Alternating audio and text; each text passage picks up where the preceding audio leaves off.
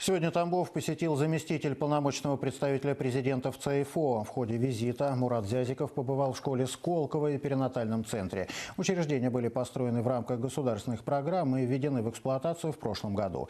Инновационная во всех отношениях школа Сколково-Тамбов работает по принципу индивидуального подхода к каждому, как и перинатальный центр, уникальный с точки зрения современных технологий. За неполных 5 месяцев работы учреждения на свет здесь появились более 150 малышей. Оснащение позволяет выхаживать младенцев с экстремально низкой массой тела.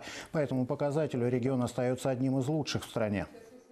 Можно иметь суперсовременное оборудование, но нужно к нему еще и подготовленных высококвалифицированных специалистов, профессионалов от Бога. Вот такие здесь работают, и они каждый божий день, они каждый раз задумываются над тем, как совершенствовать свою профессиональную квалификацию, свои компетенции. И с самыми ведущими специалистами, с которыми мы сегодня встречались, они уже в буквальном смысле завтра, послезавтра, на следующей неделе уезжают на новую переподготовку.